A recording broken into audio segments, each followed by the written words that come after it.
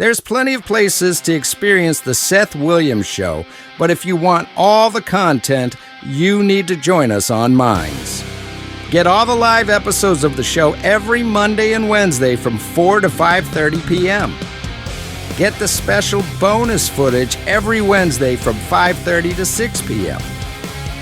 Get bonus content from Seth and Chris as it's produced. It's only $4.99 per month, so don't wait. Sign up today.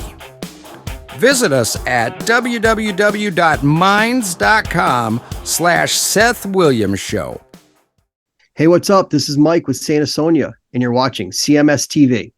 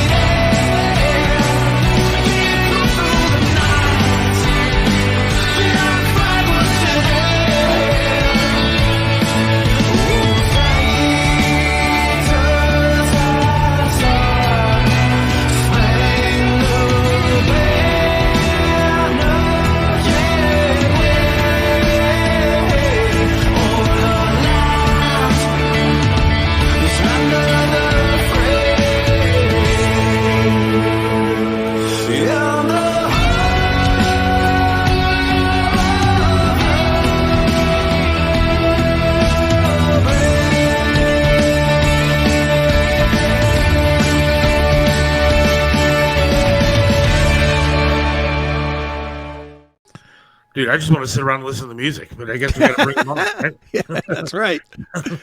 Let's bring the man on himself. Let's bring him on. Here we go. There we go. Hey, Frank. Love is all around you. What's going on, man? Hey, guys, how are you? Good, We are man. fantastic.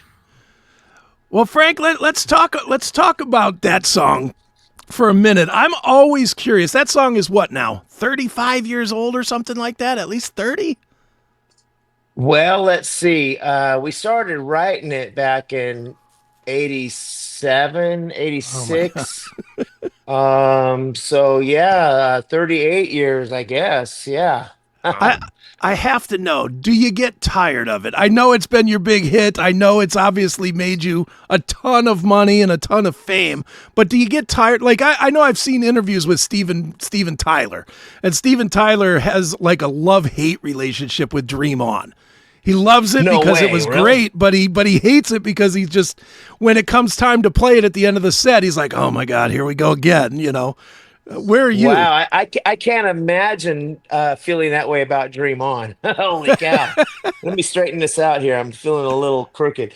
No, that honestly, I'm very proud of that song. That's not one that I get tired of because it's a very different arrangement, you know, because we do an acoustic solo and then I switch to the double neck and then it's got one of my favorite solos that I play on the guitar, and the crowd loves it. So I don't ever really get tired of that one. The one I get tired of playing is Little Susie's on the Up. Okay. Right. But that's because it's just like the same thing over and over again. The song is kind of just rolls along. But I have to say, I appreciate little Susie. Little Susie has been paying the bills for a long time. Right.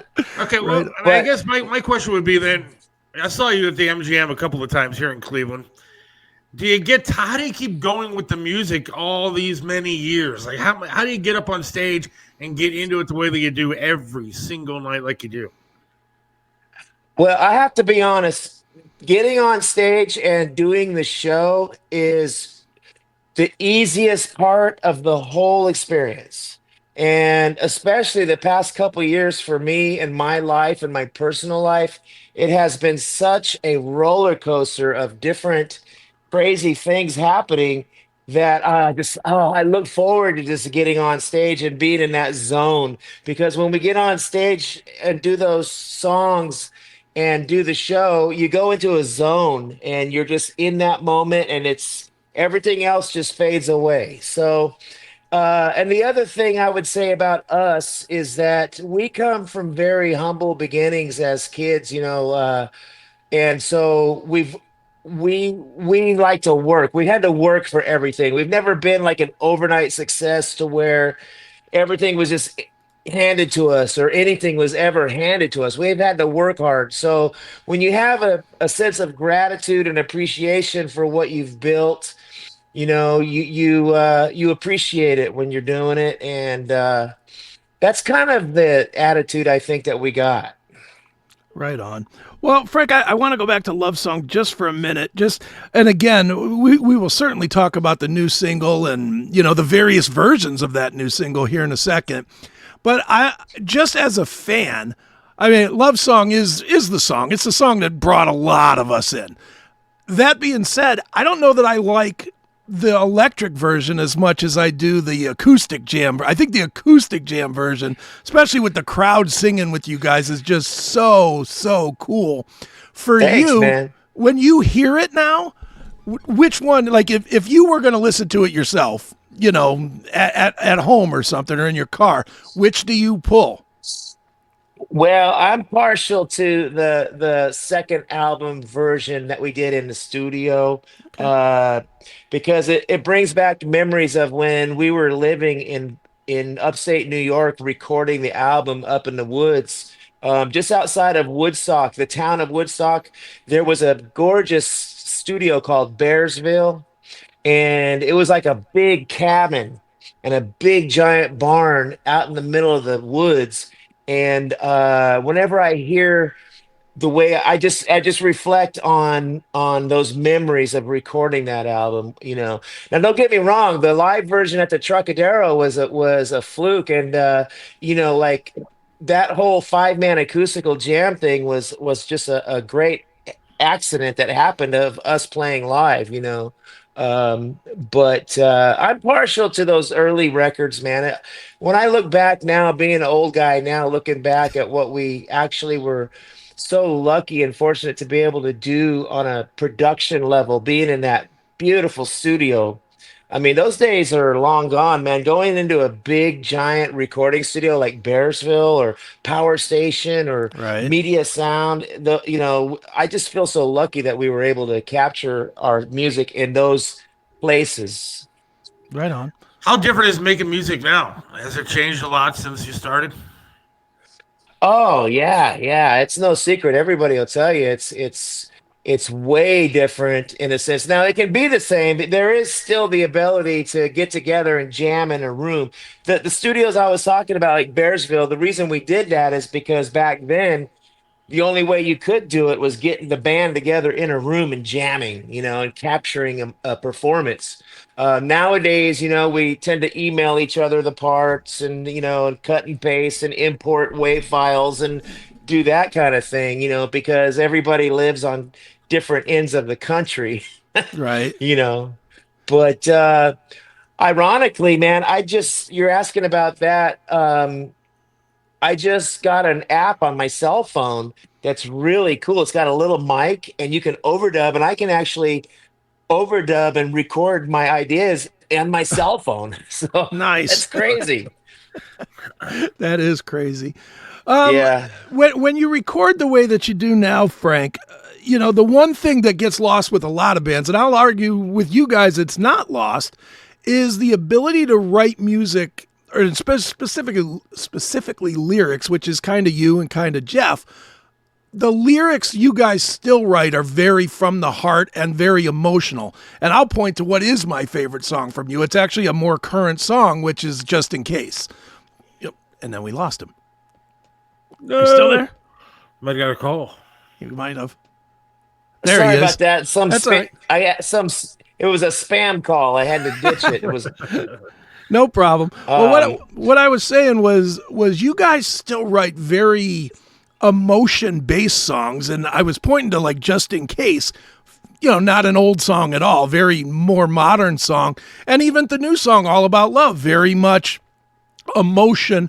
You're able to capture that even though you're not in a room working on it anymore. Do you guys have to work more like with Zoom or whatever to find that kind of writing? Well, no, the lyrics for Tesla with songs like that is 100% Jeff Keith. Okay. Our singer Jeff Keith has got so much heart, and he has to feel every syllable and every word that he sings. And but with those songs that you're talking about, he comes over to my house, and Okay. we do get together. We don't do Zoom calls or things for that part of it. Jeff Keith and I will get together, and we'll spend about a couple hours just hanging out, talking about stuff. And then I'll go, oh, hey, by the way, I've got this chord change here, and I'll play him a lick on the guitar like I did with All About Love. I played him the melody on the guitar. And that actually started during COVID, the lockdown time frame, when we were getting together, and we were talking about getting back to where we started. That first lyric of the song, I want to get back to where it started, but I don't know where to begin. That was Jeff Keith and myself sitting here, right here in this living room that I'm sitting in on the couch. And I was strumming those chords, and he had a sense of, man, I just don't know where to begin with all this COVID stuff that's going on. Right. And that's what he was feeling. And we just took it and made a song out of it. And I think I may have given him idea, well, hey, man, it doesn't matter because it's just, you know, it's just about the love of music. It's all about love, man. Don't worry, bro.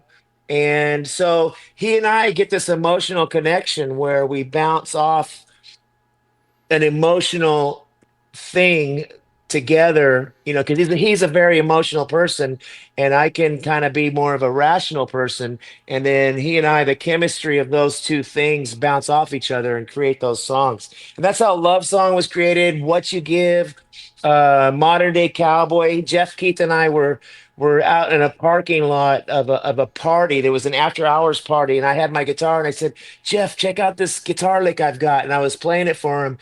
And then he started talking about Lightning Billy, one of his buddies in Oklahoma that was a crazy gun-toting cowboy guy. And so, you know, then we just start bouncing off each other, he and I. Right. How long does it take to put together a song like Love Song? I mean, how long does it take to write it and put the music together? How long does it take?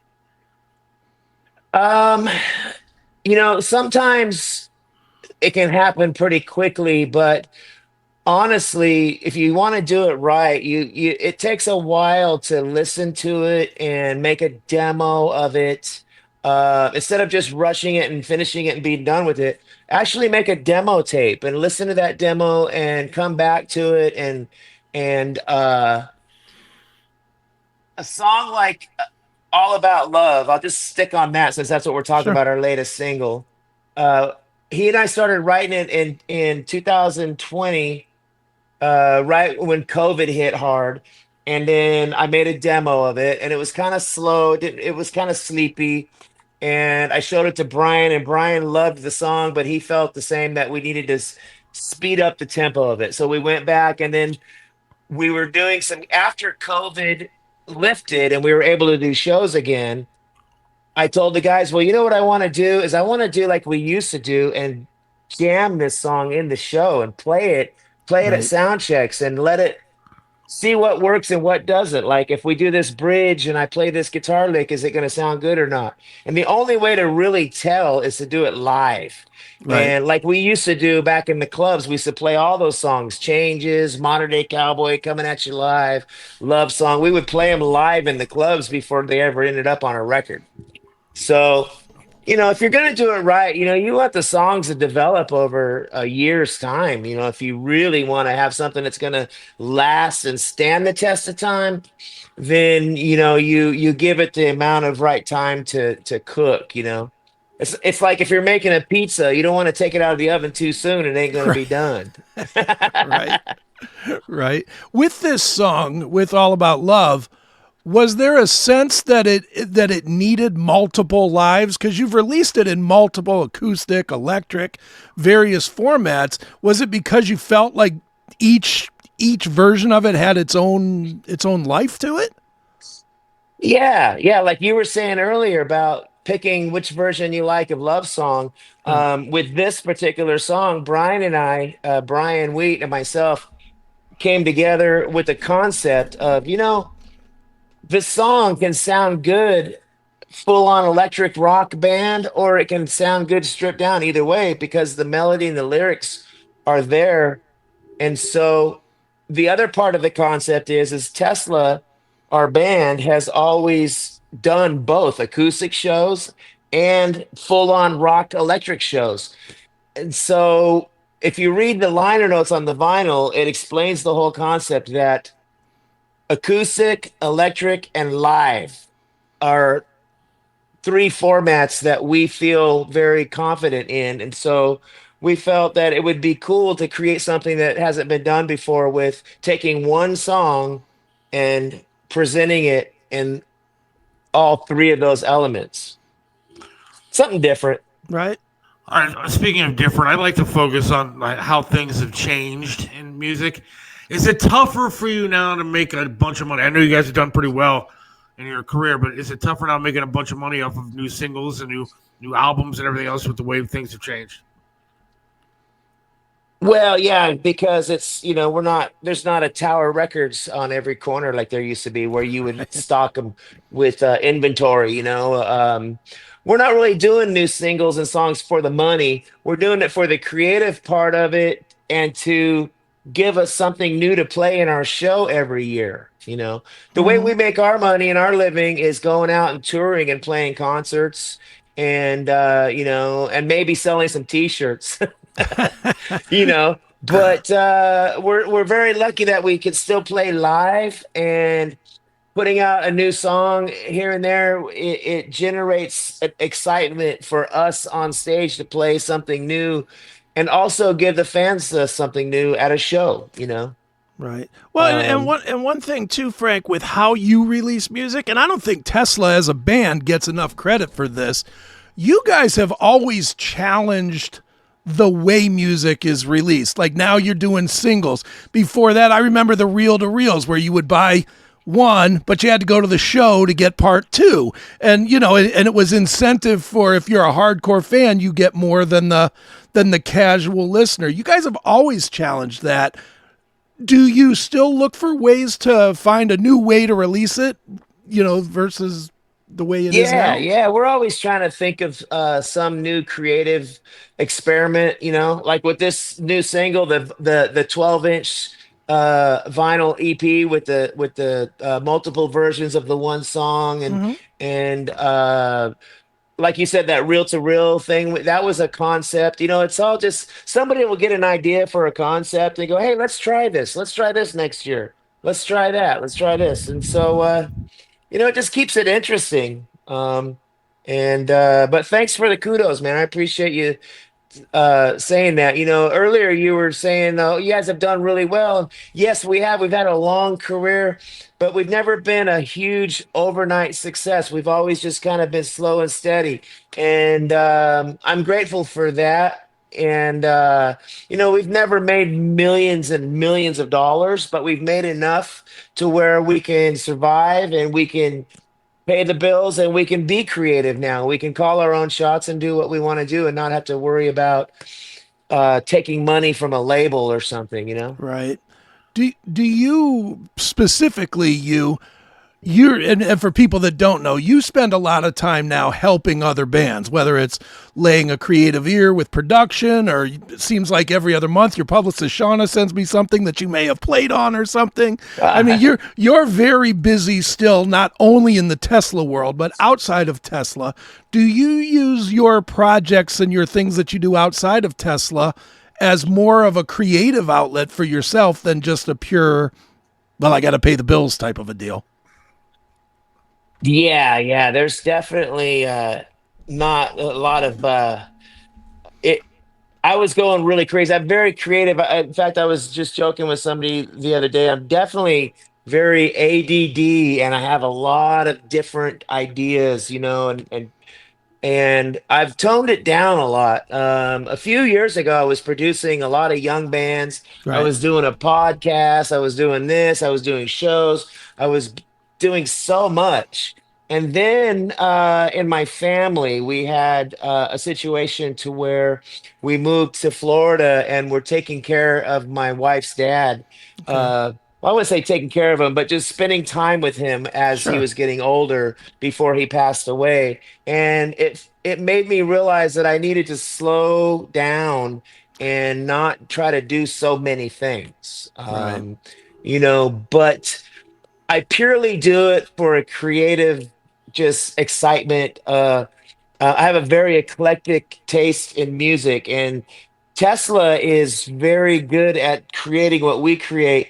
But if I want to do like bluegrass or jam band stuff or funk or country or a freaking jazz odyssey like I did with Octopus is one of my Right. songs. It's called Octopus.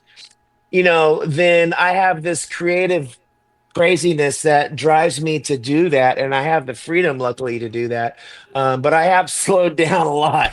I was producing a lot of young artists. I get very excited when I find a young, talented musician who's very gifted. That it's very exciting to capture them in the studio.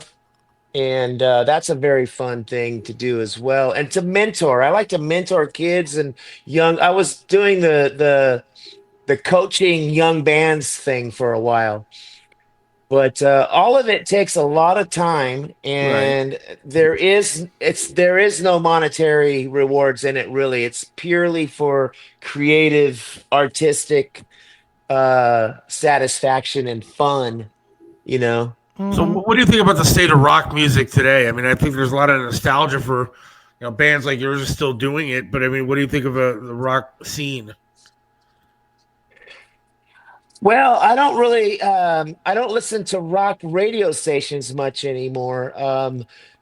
Everything is on social media, and you can find some really great artists that really can play great and write great songs on the internet. And, when you go down the rabbit hole of like Spotify or whatever, and they recommend other artists to you, and then you stumble on somebody in a genre. There's some great music, and there's a great younger generation of artists like Marcus King is awesome. Larkin Poe, those are just two people I'm thinking off the top of my head that are from the younger generation of people. But even like Lucas Nelson, man, I remember when he was brand new, and that was 10 years ago. I mean, everything is just coming out, and you tell me what's new. What should I check out? Who's new out there? Well, see, that's what I argue with Chris about. I say, look, the rock scene isn't what it used to be. I mean, I dig all the bands that tour that are from the 80s, 90s, even some of the older ones. But I don't think the rock scene today is good rock music like it used to be. I think it's there. It's just you have to find it. It's not spoon-fed anymore. It's not Well, MTV driven. You gotta, like you said, Frank, you gotta go down the rabbit hole, and this single from Plush comes up, and you're like, oh, I haven't heard those girls before. Let me. But why is that? Why are we not promoting rock music the way that we used to? I have a theory, but my theory is we, as 50 whatever year olds, did not do our job well to raise our kids to respect music, and therefore when we started buying them iTunes cards and they could buy singles instead of albums and having to really appreciate their music, I think that's when we taught them it wasn't as important. That's my own personal take. Well, and also everything is on the cell phone. I mean, I'm looking at you guys right now on the cell phone, and I'm going to guess that 90% of the people that watch this show that we're making right now are probably going to be watching it on their cell phone. True. Which is a great thing, but at the same time, it's a weird, not so great thing. Whereas, before it would be on the radio station, or the MTV did play music. Or you could go down to Tower Records and hang out in the record store and just search through the bins. Those were the fun times with music. Now it's so readily available just right on your phone. But that being said, it's very convenient, and I've discovered a lot of great killer new bands and new music on my cell phone. And if I want to see Foghat from 1974, I can watch Slow Ride live on my cell phone. It's pretty cool. Right on. Well, Frank, as time has changed, I know we're talking a lot about time changing and whatnot. Time's making changes, as they say. One thing that has changed specifically for your band is you guys went from, most of your career where you would do longer tours. You'd be on tour for a year and a half, and then you'd take a year or whatever and write a record, make a record, then you'd do another year and a half. That time seems to be over. It just seems like every Thursday through Sunday, a band like Tesla is on the road somewhere playing this place or that place. Which did you like it more when it was gone for a year and a half, or do you like being home every week? Well, I'm not home every week. When we go out now, it's usually for 2 or maybe 3 weeks max. Okay. But no, I don't miss those year-long tours. I mean, we did it, and I'm glad we did it because we paid our dues and we built something that has going to last forever. And that was back when I was 22, 25 years old. At my age now, no, I like coming home and cooking my own food and petting my dog and 2 or 3 weeks max is all I want to be gone anymore from home. But I do appreciate what we did, and yeah, you were right, man. We used to hammer it. We would be gone for a year and a half. And like you said, then we take a whole year and work on making a new record. And that was a grind. We did that for 20 years. I prefer what we're doing now. Sure. But we don't have what you're talking about is the Nashville schedule. They call that the Nashville schedule, where the country musicians will leave on Thursday, then they come home on Sunday. Right. Well, a lot of your contemporaries do that too. On another show that I do it with Eric Ferentinos, who's Stephen Piercy's guitar player. And seems like every single week he's like, well, I'm on a plane Thursday. I get somewhere Friday. I play Friday, Saturday, Sunday, come home Sunday. Well, what you're talking about is what we call flyouts. Right. And that is where that's the kind of traveling and touring for a career musician like that, where they fly out on a Thursday and come home. And typically they'll use rented equipment and amps and stuff that's being provided by the venues. See, Tesla, what we do is we have a truck that's filled with video screens for our show, and we have all of our own amps and equipment. And that truck is based out of Omaha, Nebraska. And that truck will meet us in Detroit, and then it'll travel with us because we have to be able to we want to put on a show that's a little bit more just got a little bit more to it with our own video screens and stuff like that than just doing flyouts, And so in order to do that, we have to stay out a little bit longer to make it pay for itself, and it costs money. But we want to give our Tesla fans a different visual experience. So I know that you're enjoying your time now, the way that you do it now, and you said you were married and stuff. But see, I have this image of being the rock star guy from back in when you started and doing those year-long tours with like buses and girls hanging out the window and parties all over the place. And that's the kind of thing that was it fun back in the day? Oh man, yeah, that was definitely fun. Are you kidding me, man? We were on tour with Def Leppard in the round, bro. Oh boy. Yeah, and Poison, and Great White, and Alice Cooper, and I was barely 21 years old, man, and so we had a lot of fun memories, and we were over in the UK with Def Leppard for like 2 months straight, man, and there's some pretty fun, exotic, erotic times. Finally, I get somebody to admit that it was a good time back in the day. That's what Yeah, I think. go ahead. No, that's why I wish my life. I live vicariously through you when you were 21, every day of my life. Yeah, boy, I'm so tempted to tell you some stories, some juicy details right now, man, but I'm trying not to get myself in trouble. But let's just say that we played many arenas with lots of locker room backstage showers experiences. Let's just put it that way.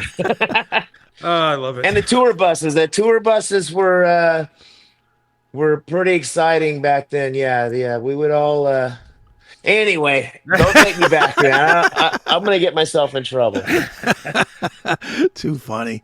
Well, Frank, let's kind of wrap this one up. Let's talk a little bit about All About Love real quick. Tell us about the song itself, what it means, what it's supposed to mean to anybody listening. Well, it is another example of what we were talking about of Jeff Keith, our singer, and his heartfelt lyrics and his ideas and dreams of everyone being sharing love, like on What You Give. A lot of our songs have that positive message, and our vibe has always been to contribute to the world in a positive way with stuff that makes people feel good, make them feel hopeful, and to give people an escape with that in mind. And Jeff Keith, again, he is very sensitive to feeling very proud of his lyrics and being able to look at people in the eye when he's singing. And the message that he's conveying is, come on, everybody, let's work together kind of vibe. And Sure. musically, it builds dynamically with open strings, and it's a song that can be played on acoustic guitar or electric guitar melodically, and it still sounds great no matter whether you played it on that or even a piano if you wanted to. And that's always been a goal for me as a guitarist, is to be able to write music that translates that way. Sure. And so there you have it. And then there's also a little acoustic solo. We wanted to pay tribute to our 1989 love song, where I do an acoustic intro. And there's a piece called From the Heart, speaking of that, uh, that's an acoustic finger picking style that is on the record. Sure. And it dawned on me the other day. I was listening to Yes, the band Okay. Yes, Mm-hmm. and Steve Howe is a guy that I always forget to mention as one of my biggest guitar influences. What an amazing creative Oh yeah. guitar player he is. And so I would say Steve Howe is one of my biggest influences, along with Peter Frampton and Paul McCartney and Jimmy Page, of course, and guys that can play acoustic and electric together. Right. Sure. And so that's kind of what we've always done, and that's what we're still doing with this new song, All About Love. And it's on a 12-inch vinyl, which is orange. Nice. Where do people buy it? Is it on the website, at shows, both? Where do we tell them to go? I think we're going to have it at our shows. Okay. And we're doing a Florida run in January. Okay. And we're playing a big show with Def Leppard down there in Immokalee. I want to talk about that. That's in the middle of January. It's a big benefit concert. Okay. And I believe that they can order the All About Love 12-inch vinyl on our website, teslatheband.com. And also, at any mom and pop record store. I believe it did get distribution, and Okay. we're gonna. Oh, and I just got news today. We're gonna release a new video for the electric version of the Okay. song 2 days prior to Christmas. So not Christmas Eve on the 24th, but on the 23rd. Nice. We're going to Excellent. debut a brand new video. We already have one video out for it that's an acoustic version, but the electric version is coming out 2 days before Christmas. Right on. Let me ask you one more quick one, and then we'll let you go, Frank. You know, talking about this, and you are a very positive guy.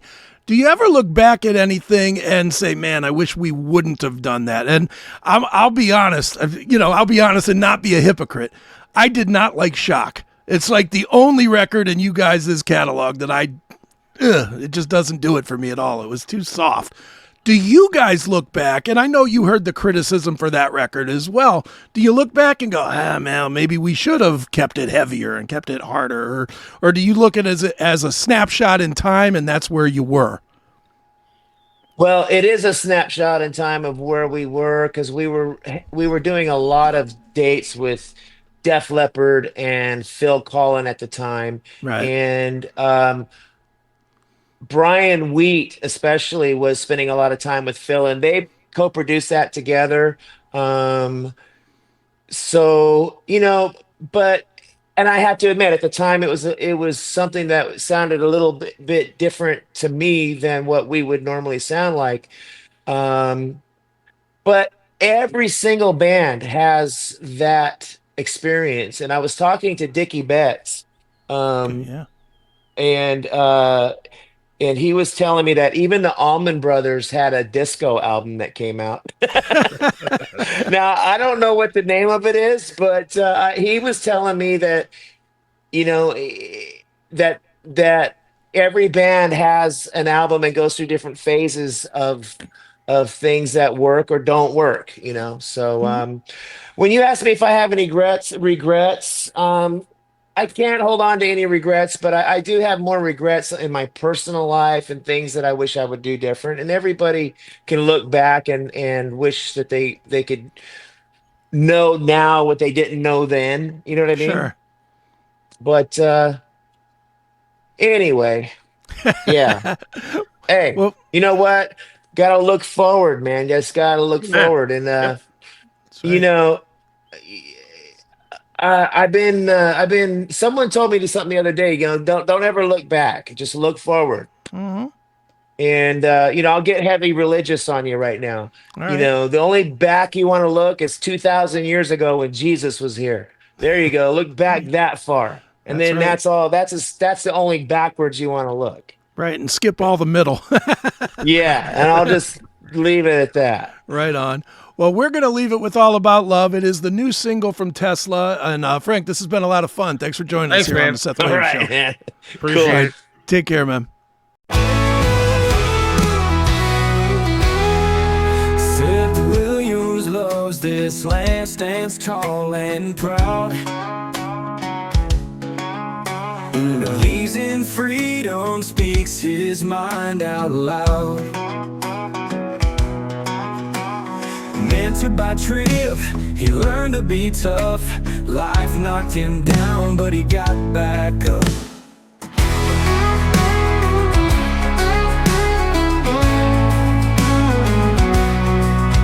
Lost a leg, but he's still strong and true. Chasing dreams under skies of red, white, and blue. Voting for Trump, he shouts it clear. WTAM tried to bring him down, but he's still here. In the heart of America, Seth takes a stand. Against the tides, he defends our land. Liberals call him crazy, but he don't care. He's got the spirit of an eagle, soaring high in the air. Hates LeBron James, won't wear that crown. Prefers hard work and blue jeans in this town. Radio waves try to shut him up, but Seth keeps singing, filling that cup. From the small town streets to the mountain high, Seth sees the flag waving, reaching for the sky. He keeps on fighting with a rebel yell. For every fallen soldier and the stories they tell. In the heart of America, Seth takes a stand. Against the tides, he defends our land. Liberals call him crazy, but he don't care. He's got the spirit of an eagle, soaring high in the air.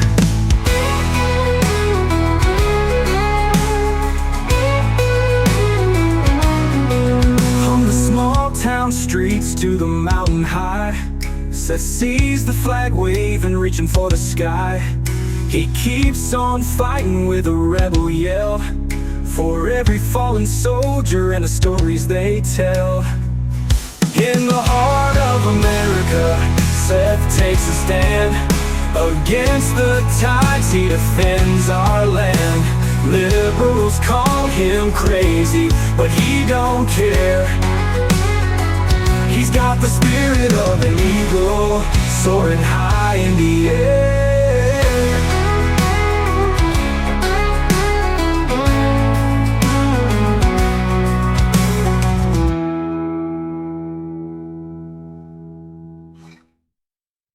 Seth and Chris don't say it enough, but the best place for everything associated with The Seth Williams Show is their website, www.thesethwilliamsshow.com. You can watch all live episodes of the show live right there on the site. You can get past shows in both audio and video on demand formats. You can join our exclusive VIP programs on Minds and Super Chat right from the page. You can also purchase all the Best Seth Show merchandise on the page as well. Bookmark it today, www.thesethwilliamsshow.com.